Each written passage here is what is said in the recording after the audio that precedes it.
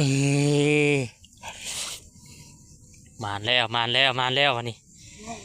นี่มานหนึ่งสองซับนี่นี่ก็ยิงเอามาลุ้นว่าผู้ใดคิดถึก แล้ว บ่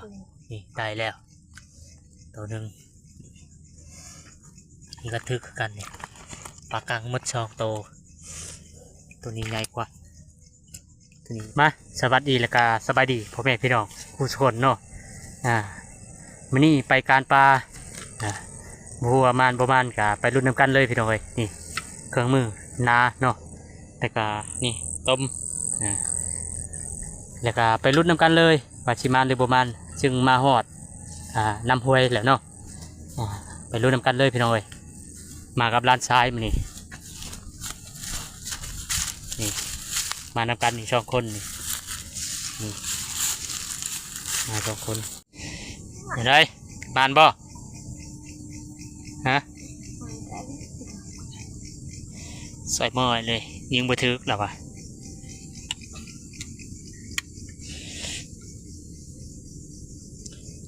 นี่เห็นแล้วปลาเห็นแล้วพี่น้อยปลาขาวอะไรปลาน้อยๆปลาชำประมาณ2 นิ้วเห็นแล้วปลาคอบักใหญ่นี่ได้แล้วพี่น้อยถึกแล้ว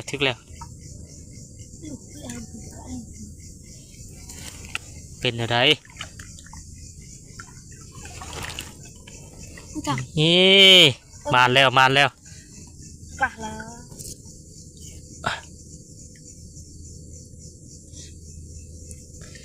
แล้วมาแล้วพี่น้องเอ้ย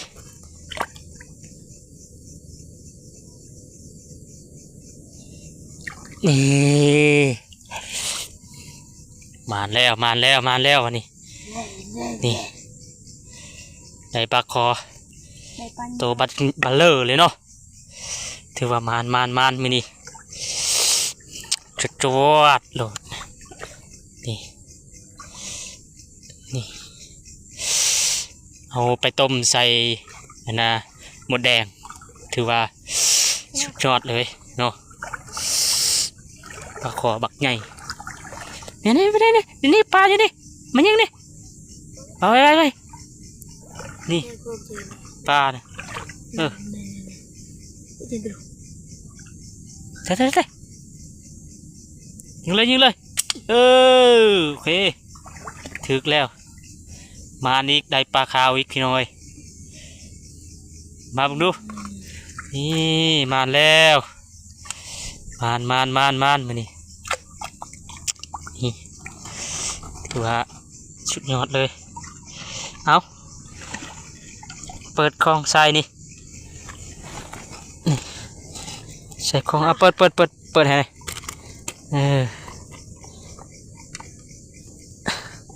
ตัวเบลเลอร์เลยเนาะนี่ได้ตัวหนึ่งครั้งแรกแหกมานพี่น้องเลยแล้วมาลุ้นกันนำกันอีกพี่น้องเลยยิงแล้วพี่น้องเลยปลาขอยิงแล้วมาลุ้นนำกันว่าถึกว่ะนี่ได้แล้วพี่น้องเลยนี่ตัวมาแล้วนี่ปลาขอพอดี2 ตัวเลยเนาะถือว่ามานแล้ว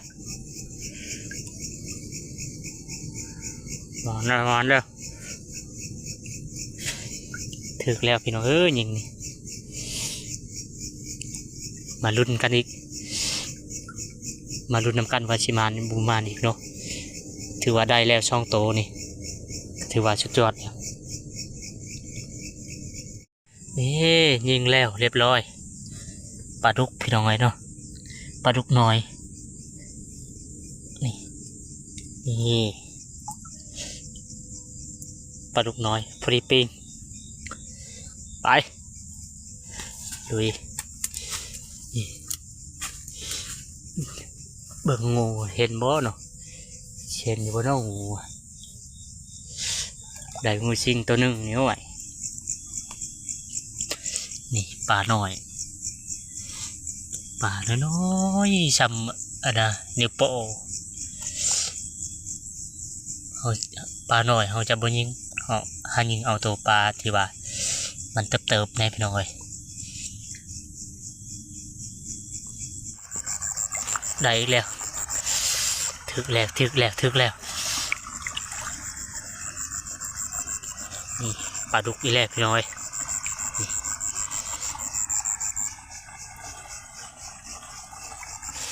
มานได้4-5แต้มแล้วเนาะ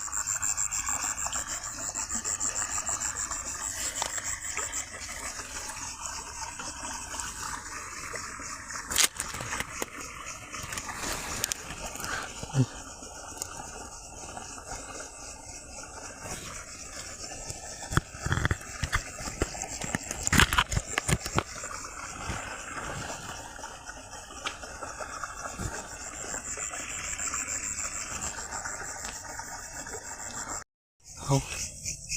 เจอปลากลางน้อยก็ยิง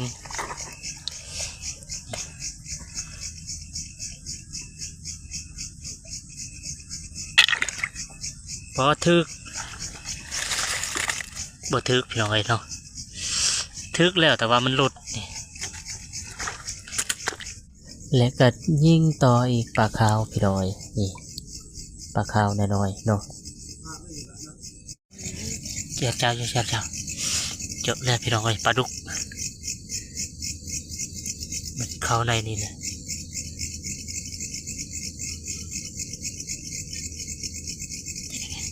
ใช่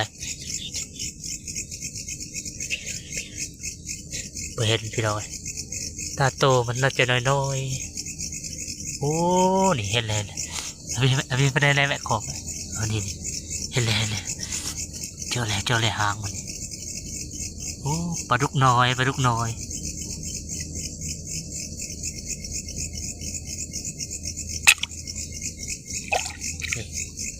ึกแล้วมานอยู่นี่ปลาดุกน้อยพอได้ปิงชุดยอดมานอยู่มันนี่ถือว่าลามปากอยู่นี่พี่น้องเลยเนาะปลาดุกธรรมชาติ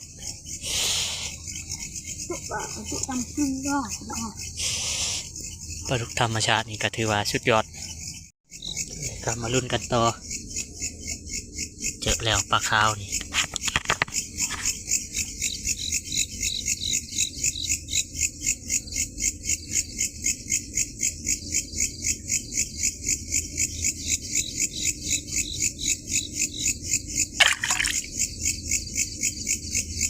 บ่ทึกบ่ฮะทึกแล้วพี่น้องเอ้ยนี่ปลาขาวมานได้แล้วถือว่าได้ปีงมานี่แซ่บเอาเลยค่ะปลาดุกเนี่ยปลาดุก3 ตัวเลย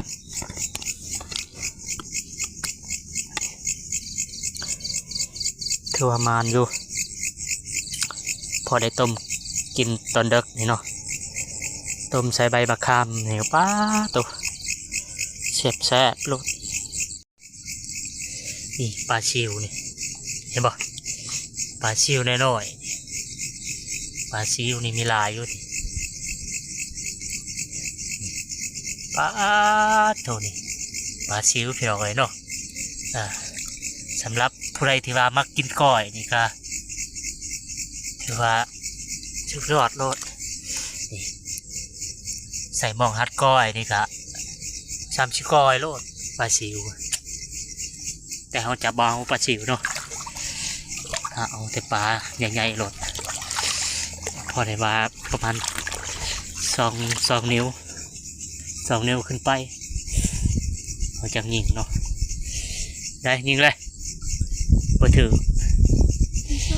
ยิงปลากระโบเป็นนะหมอนี่มันใกล้เจอในจังไหนฮะมันจะติดเจอได้แล้วมานอยู่เปิดเบิ้ง ได้ลายปะโอ้ชอกโตคอยจนได้จนว่าชิอันน่ะเครื่องต้มเลยเพิ่นได้2-3 โตเชียวนี่มานเลยนี่ได้แล้วลานได้แล้วตัวหนึ่งปลาดุกเนาะเอาโชว์นึงดูโชว์มานี่ว้ามานอยู่เก่งเจออีกแล้วปลาดุกนี่ปลาดุกน้อยนี่เห็นบ่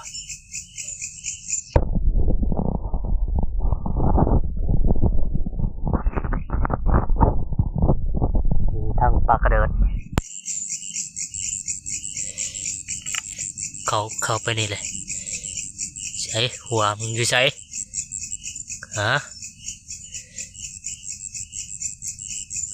นี่ปลีอยู่นี่แหละพี่น้องเลย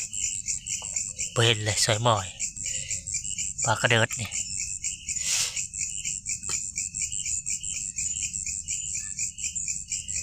อ๋อไปใส่เลยเห็นเลย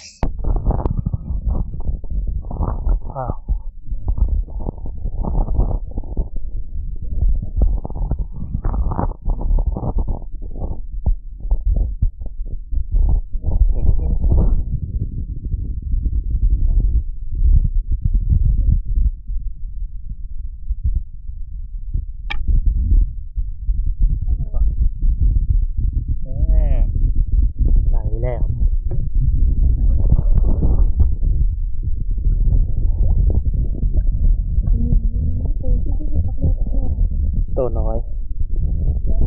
บริมีตัวใหญ่เนาะ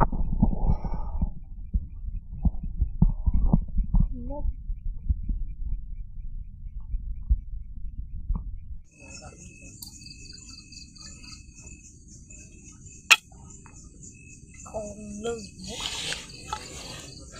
โอ้สิ นี่ปลาดุกน้อยทุกวันเนี่ย โอ้โห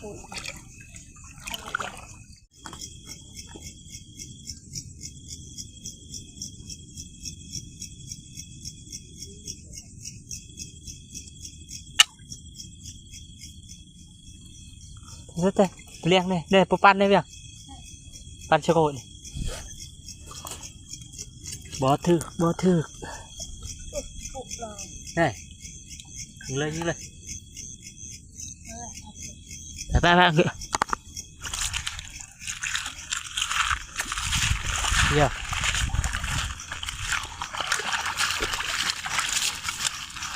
มันหมอกเลย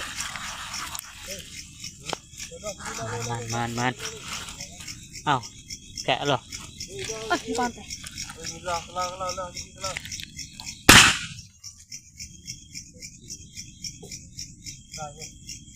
อ้าวโต๊ะเด้อ ได้เจอ โจ๊ะเลยนี่เห็นแล้วเลยปลาดุก อันนี้เลยเย็ดเลย นี่ถึกแล้วนี่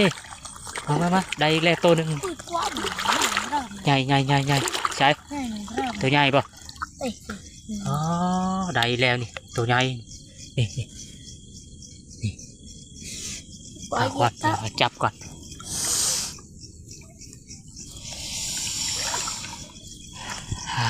นี่เอาไว้นี่ก่อนนี่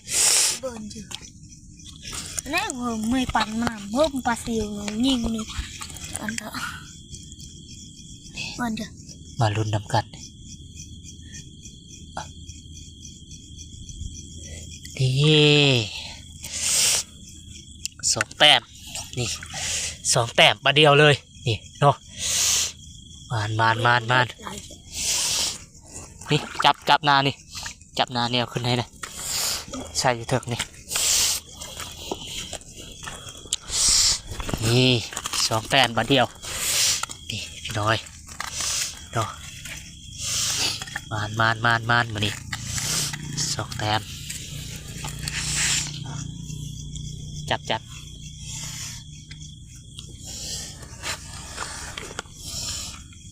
นี่แค่นี้โดนไปเลยนี่ หลายๆมันนี่สองแต้มประเดียวนี่นี่วะประมาณ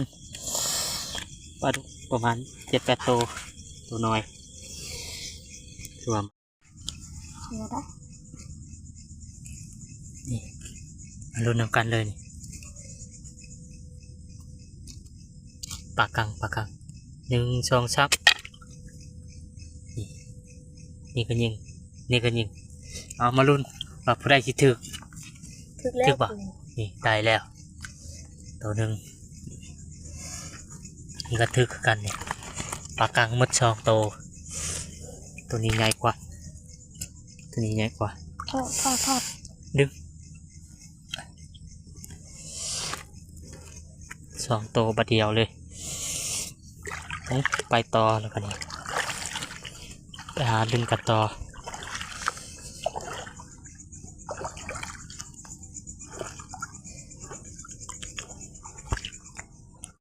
ได้แล้วโอ้บักใหญ่เบ้อเลอเลยนี่มานตัวบักใหญ่เปิดเยี่ยม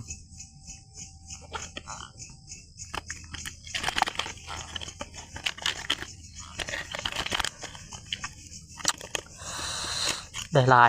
แล้ว เครื่องต้มมันเอาไปรุ่นกันต่อแล้วมันได้ลายอยู่ได้ลายแต้มอยู่ปลาดุกปลาคอปลาขาว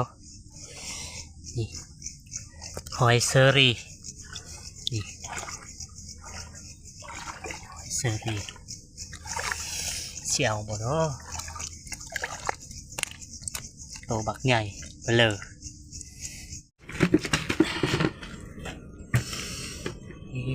มาดูเลยมันแล้ว